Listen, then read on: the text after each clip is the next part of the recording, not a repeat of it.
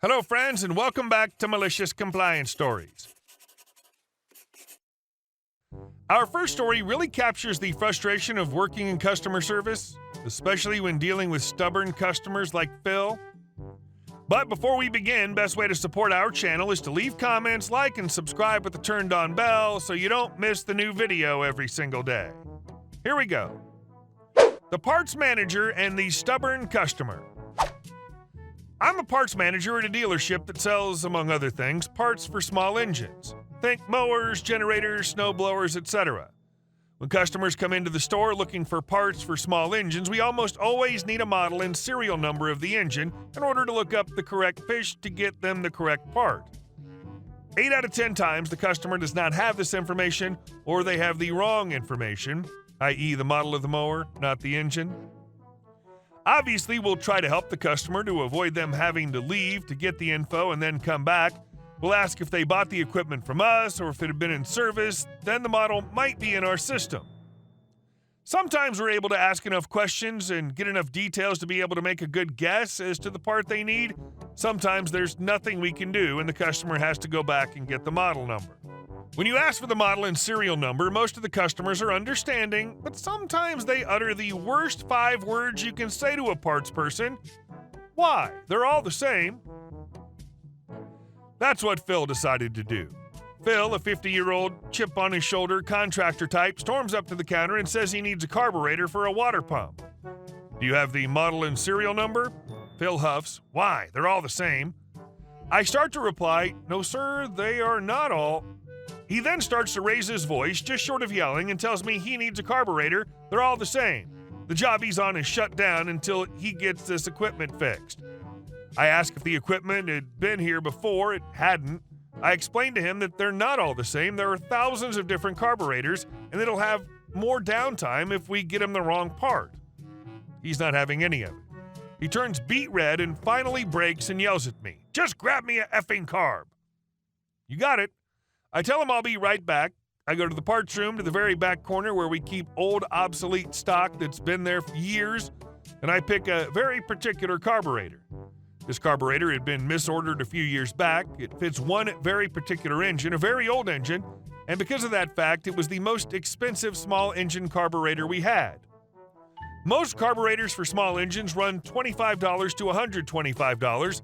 This puppy retails for $299.99 and had been an eyesore on my inventory numbers for quite a while. I bring it out to the counter and tell him the price. He scoffs and hands me his card. I explain our return policy on fuel-related items. They cannot be returned if fuel touches them. He doesn't really pay attention, pays for it, and leaves. 2 hours later, one of my coworkers grabs me from the back and says a customer's asking for the manager.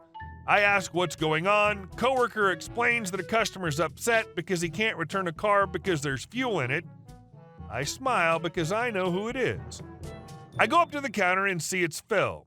This is the wrong carb. I need to return it. Sorry, Phil. I thought you said they were all the same. He turns beet red again and just says he wants to return it. I look at the packaging. It's torn open and there's dirt all over it. Most importantly, it reeks of old gas. Why would he connect the fuel line to a carb that won't fit is beyond me. I'm sorry, I can't accept this. It has fuel in it. I explained this when you purchased it. We go back and forth for a while, and he eventually accepts defeat and just asks to buy the correct carb. I ask for the model and serial number, and he still doesn't have it. He has to go and get it. He comes back with the correct numbers. We sell him the correct carb. That encounter with Phil is a classic example of why it's essential to have the right information and why a bit of patience and cooperation can go a long way. It's always satisfying when stubbornness is met with a lesson learned, even if it comes at a high price. And our second story. So you want to use shipping supplies to prank me? A few years ago when I was at work, my brother stopped by to talk to me. I thought it was unusual as he never did this and typically was only ever in the area for work. He told me his boss needed him to bring him something and he couldn't wait till the next time he came in. I didn't think too much of it. We talked and he went on his way. It wasn't until I was at lunch about an hour later that someone came in and told me to look at my car. When I went outside, several of my coworkers were standing around my car, which had been wrapped with industrial-grade saran wrap. I put two and two together and called my brother, who thought this was hilarious. I told him I was going to get him back for the minor inconvenience. Unfortunately for him, I worked in the shipping department, and he used the tools of my trade. Fast forward 6 months. He puts in his 2 weeks at a job that he hates. Plenty of time to get him back. A week before his last day, I ordered, among my other shipping supplies, 2 bags of packing peanuts, each totaling 27 cubic feet. On his last day, I took the spare key to his car before I left for work. After I got off work that day, I called the security office at his job because he worked in security and I needed to make sure he wasn't in the office where he could see the cameras. He wasn't. The employee parking area was off limits, so I didn't want dispatch telling him to investigate, to ask the dispatcher to please not tell him. The first bag filled the cabin of his car with about 8 inches of space on top. The second bag completely filled up his trunk. I went back around half an hour before he got off to help him clean out the driver's seat so he could drive home because he was having a really crappy last day, and I'm not a complete a-hole. The best part was he had a work bag that he normally set in his passenger seat, but since it was occupied by the peanuts, he decided to put it in the trunk instead. Unfortunately, dear reader, I don't think I can adequately describe the look of defeat and resignation that came over his face when he saw that was full of peanuts too. Nor did I see that same look on his face on the way back home when he heard all the peanuts settling in his back/passenger seats. I was reminded of this story because he finally got rid of his car a few weeks ago, and he said he was still finding peanuts after 3.5 years. It's a good thing you didn't run a craft store then. I hear that confetti and glitter never completely go away. And our next story. I made a rude customer pay extra. I work at a craft store, and one that charges almost double for every item, which is why we always give out coupons. This will be relevant later. So I finished ringing up a customer and called the next customer, who I'll name RL for Rude Lady. Her entire attitude is condescending, and she's just blatantly rude, so I'm ringing up items, and I see she has a scrapbooking paper, which I have to scan individually because of store rules. I inform RL of this, like I do most customers, and apologize for the wait, but I have to follow store policy. RL's response is, "Why are you scanning them individually? Just scan one and enter the number of how many I have." I inform her that our computers can't do that. She then huffs air, crosses her arms, and is tapping her fingers on the table. Not 2 seconds later, she goes, "I don't understand why you can't enter in the number." Again, I apologize for the inconvenience, but our computers can't handle it. So, getting close to the malicious compliance, our markers are kept at the registers to prevent shoplifting, so RL sees the markers and shouts, "I need markers too." I ask her which ones because there are different sets. She goes, "I just want some markers." And again, I ask her which ones as I gesture at the selection. She then goes, "Are you stupid? I just want some damn markers." I'm stupid? Okay then. So I glance at them and pick up the one I know is most expensive, $32.99 without a coupon. I just checked other non-craft stores and they sell them for about $13.99, FYI. I scan it and tell her the total for her purchase. She pays and then leaves. That's not the end of it. About a week or two later, I see RL at the registers. Thankfully, she goes to the register next to me. Here's the ensuing conversation. CW equals coworker. CW: "Hi, how are you doing today?"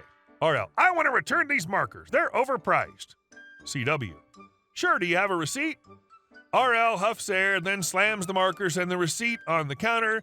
CW's making sure everything was still there, but here comes the problem. RL is missing 2 pieces of the marker set. CW: "Sorry to inform you, but we can't take this. It's missing 2 pieces." The set came unopened with everything. RL apparently lost the 2 pieces. RL: "But I want to return them." CW: "Yeah, sorry, there's nothing I can do about it." RL asks to speak to the manager, and CW calls for a manager. My manager tells RL the exact same thing, and after a bit of going back and forth with arguing, RL leaves with her overpriced markers again. I apologize to CW for having to go through that because I was the one who sold her the overpriced markers, but she said it was fine after I told her why I did it. Love this. Serves her right, she got overpriced markers, Maybe she'll learn a thing or two about manners if she doesn't want overpriced markers next time. And our last story.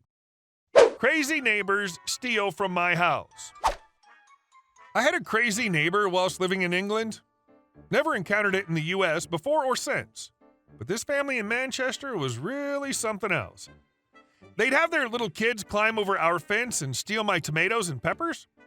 They let their boys get into our house through a back window while my husband and I were at work one day and take whatever they wanted. I'm talking 13 and 15-year-old boys that should have been taught better by then. I called the police when I got home from work and realized we'd been robbed. I didn't know anyone else who would have done this, so I just casually mentioned to the police that this family had been harassing us and had broken into our shed and garage and backyard multiple times. Guess what they found in my neighbor's house? My grandmother's antique painting that was worth over 5,000 pounds. Some of my jewelry, including a diamond and emerald bracelet that my parents bought for me as a 21st birthday present. The neighbors were demanding that I call off the dogs and not allow any charges to be made, so long as they return the stuff they stole. No apology, no allowing me to find out what else they stole from us, just begging not to ruin their precious baby boys' lives. Nah, mate, give me my crap back. I'm still taking this to court as far as I can. UK justice being what it was then, absolutely nothing happened to them except they had to return everything they stole. I know for a fact we didn't get everything back. Where's my antique opal and diamond necklace, Melinda? When Ring cameras came out, I never bought and installed anything so damn fast. There are great neighbors, and there are these entitled butts who think that life is a video game. Anything their property touches is now fair game, so they just keep taking and taking. Wow, that neighbor situation sounds like something out of a nightmare. It's incredible how some people can be so brazen and entitled. Hey guys, thank you all for watching the video. I'll see you in the next one.